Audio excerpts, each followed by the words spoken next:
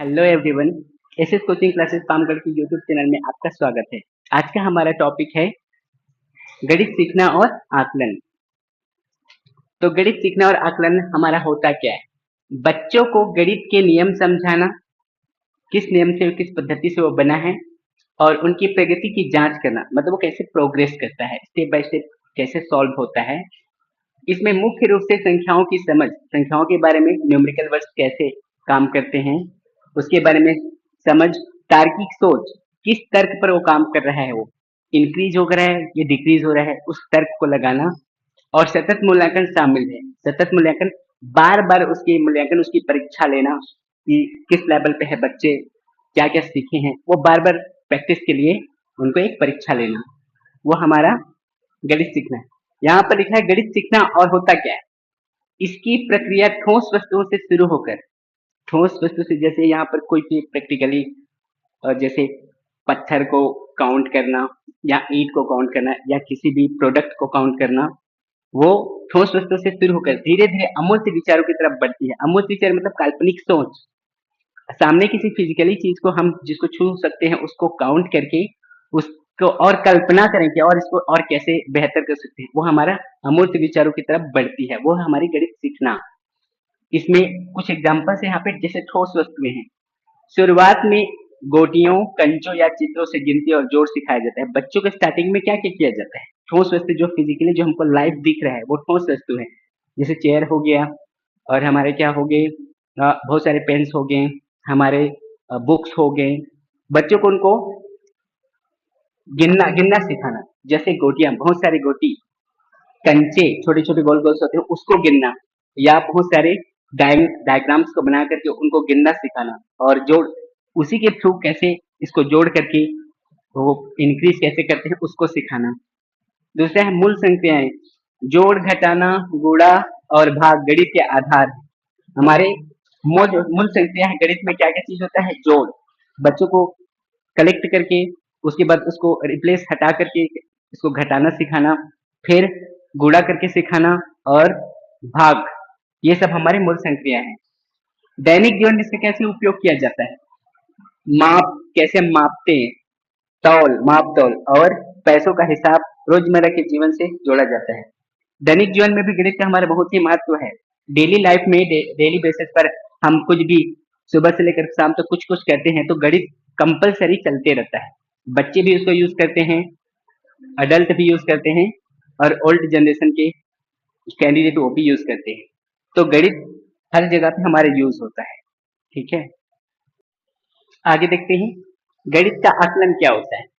यह जानने का एक तरीका है, गणित का आकलन एक जानने का एक तरीका है कि बच्चे ने क्या सीखा है और उसे कहाँ मदद की जरूरत है। तो हमारा आकलन है कि बच्चे में कितनी कैपेबिलिटी है, क्षमता है कि वो क्या की चीज सीखा है और क्या क्या चीज नहीं सीखा है, वो हमारा आकलन कहलाता है। और कहाँ पे उसको जरूरत है, कहाँ हेल्प की जरूरत है, कहाँ पर वो उसको टफ लग रहा है, उस चीज को सुधारना, वो हमारा आकलन है।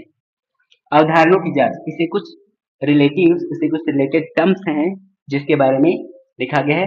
देखो देखते हैं, अवधारणाओं की जांच। अवधारणाओं की जांच क्या होता है? बच्चा नियम को रट रहा है या उसका अर्थ समझ रहा है, यह देखना, वो हमारी अवधारणा होता है कि हम देख रहे हैं बच्चों में कि वो नियम, रूल्स, रेगुलेशन जो बना है उसको रट रहा है कि समझ रहा है, कि बिना समझे ही ऐसे ही बना रहे हैं, उसको हम अवधारणाओं की जांच बोलते हैं। तर्क शक्ति, बच्चा सवाल हल करने में अपने दिमाग का इस्तेमाल कैसे कर रहा है, वो तर्क शक्ति है कि वो अपना तर्क लगा रहा है, अपनी सोच विचार लगा रहा है, ये कैसे बनता है और इस और कैसे कैसे टाइप से बन सकता है, ये हमारा क्या है? तर्क शक्ति है, जो आकलन के अंतर्गत आता है। सतत प्रक्रिया, सतत प्रक्रिया क्या है? यह केवल परीक्षा लेना नहीं, सतत प्रक्रिया मतलब कंटिन्यू सिर्फ पेपर लेना या परीक्षा लेना नहीं, बल्कि पढ़ाते समय रोजाना बच्चों की कमियों को सुधारना हमारा सतत प्रक्रिया है। एग्जाम्स ही उनको करवाना नहीं, एग्जाम्स में ये देखना कि उससे क्या चीज बन रहा है, उसकी में क्या मिस्टेक्स है, उस कमियों को दूर करना हमारा सतत प्रक्रिया के अंतर्गत आता है, जो हमारे गणित के आकलन के भाग है। ठीक है,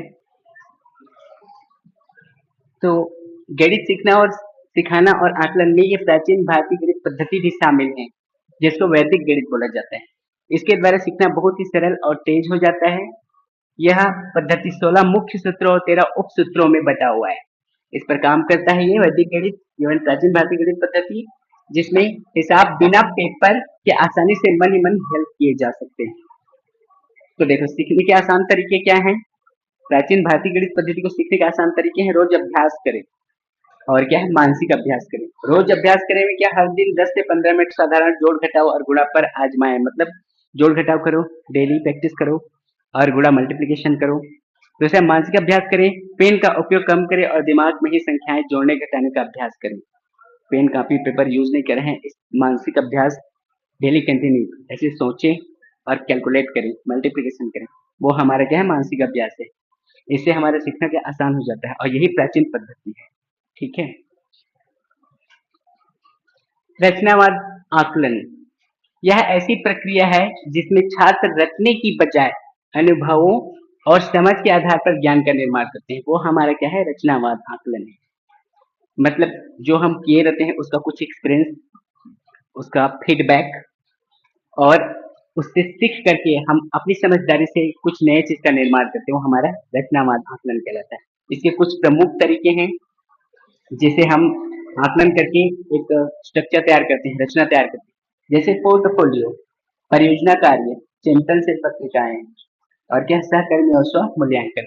जिसमें पोर्टफोलियो क्या होता है, छात्र के पूरे सत्र मतलब छात्र जो हैं पूरे साल क्या पढ़े हैं उसके कामों और उनकी प्रगति का संग्रह, मतलब पूरे साल में वो क्या पढ़े हैं, क्या सीखे हैं और क्या बनाए हैं, उसका पूरा क्या प्रोग्रेस किया है सीख करके, उसका पूरा संग्रह पोर्टफोलियो कहलाता है। परियोजना कार्य, वास्तविक जीवन की समस्याओं पर आधारित सामूहिक या व्यक्तिगत कार्य, ये हमारा परियोजना कार्य है।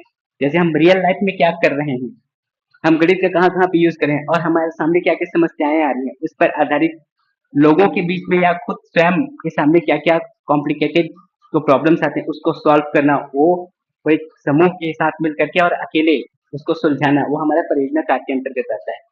चिंतनशील पत्रिकाएं क्या है, छात्रों द्वारा अपने सीखने की प्रक्रिया पर लिखा गया विचार, खुद जो विद्यार्थी है या छात्र छात्रा है वो कुछ कर रहे हैं, कुछ सीख रहे हैं और खुद पर उसको रिसर्च करके विचार कर रहे हैं कि हमने क्या किया है, इससे और क्या हो सकता है, वो हमारे क्या है चिंतनशील पत्रिकाएं हैं।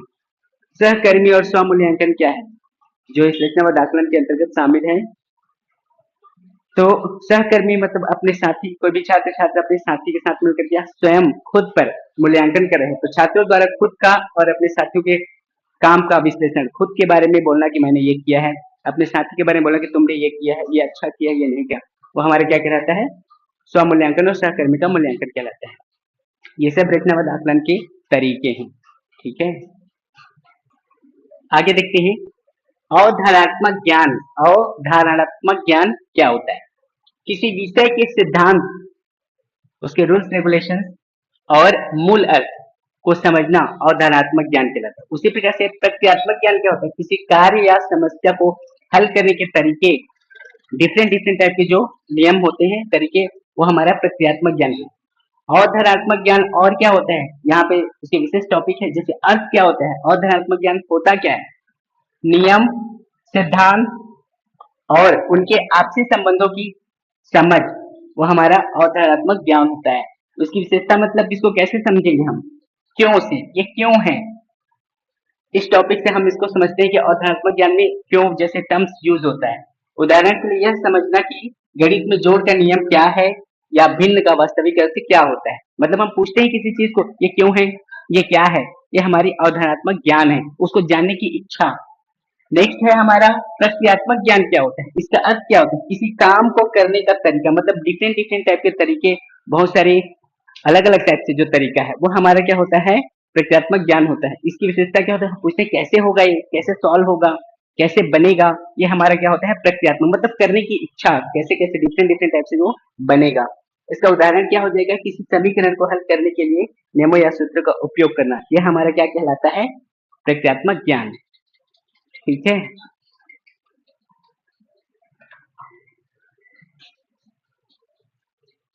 कुछ महत्वपूर्ण क्वेश्चंस हैं। गणित में आकलन का मुख्य उद्देश्य क्या होता है, इसी से रिलेटेड क्वेश्चन है जो अभी हम टॉपिक पढ़े हैं, गणित सीखना और आकलन। तो देखो ऑप्शन दिया हुआ है, बच्चे के डर को दूर करना, केवल बच्चों के अंकों की गणना करना, अधिगम अंतराल कमी की पहचान करना और शिक्षण में सुधार करना। ऑप्शन डी है बच्चों की तुलना करना। तो गणित में आकलन का मुख्य उद्देश्य, हम आकलन गणित में आकलन क्यों यूज करते हैं? बच्चों की जो कमियां हैं, जो वीकनेस है, उसको दूर करने और उसको सुधार करने के लिए हम आकलन यूज करते हैं, कोई भी शिक्षक यूज करते हैं। तो बच्चों की डर को दूर करने के लिए ये हो ही नहीं सकता। दूसरा, केवल बच्चों के अंकों की गणना करने के लिए ये भी नहीं हो सकता। बच्चों की तुलना कर पाने, कंपेयर करेंगे क्या? नहीं, उसकी कमियों को दूर करेंगे और उन सुधार करेंगे। तो ये हमारा ऑप्शन क्या होगा? सी सही होगा। ठीक है, नेक्स्ट क्वेश्चन है, निम्न में से कौन सा गणित अधिगम के आकलन का मुख्य आयाम है? आकलन का मुख्य आयाम क्या है? तो ऑप्शन है हमारा गणितीय तर्क, रटने की क्षमता, सिर्फ गति और सुंदर लिखावट। देखो, गणितीय तर्क हम डिफरेंट टाइप के सोच यूज करते हैं, तर्क लगाते हैं, वो हमारा आकलन के अंतर्गत आएगा। रटने की क्षमता तो बिल्कुल नहीं है, सिर्फ गति, प्रोग्रेस करना ये हो ही नहीं सकता। सुंदर लिखावट, सिर्फ राइटिंग सुंदर से हो जाएगा? नहीं, गणितीय तर्क होगा। तो हमारा ऑप्शन क्या होगा? गणितीय तर्क होगा, जो आकलन का मुख्य आयाम है। नेक्स्ट क्वेश्चन है, निदानात्मक परीक्षण का उपयोग गणित में किसके लिए किया जाता है? गणित में किसके लिए किया जाता है निदानात्मक परीक्षण? ऑप्शन है हमारा अंतिम ग्रेड देने के लिए, बच्चों की कमजोरी और भ्रांतियों को समझने के लिए, प्रतियोगिता कराने के लिए, गृह कार्य जांचने के लिए। देखो, क्या अंतिम ग्रेड देने के लिए, इतना नंबर मिला है ऐसा देने के लिए? नहीं। दूसरा क्या बोल रहे हैं? बच्चों की कमजोरी और ये लग रहा है क्योंकि बच्चों की कमजोरी, उसकी जो कमियां है, वीकनेस है, उसको जानना और उसको समझाना और उसके बारे में समझना, ये हमारा क्या है? निदानात्मक परीक्षण का उपयोग है। प्रतियोगिता कराने के लिए? नहीं। गृह कार्य जांचने के लिए? नहीं, ये भी नहीं सकते। तो हमारा ऑप्शन डी होगा जो सटीक आंसर है, जो इस क्वेश्चन का सही उत्तर है कि बच्चों की कमियों को जानना और भ्रांतियों को समझने के लिए निदानात्मक परीक्षण का उपयोग किया जाता है। इसी प्रकार के क्वेश्चंस को जानने के लिए और पढ़ने के लिए हमारा यूट्यूब चैनल को विजिट करें, सब्सक्राइब करें और शेयर करें।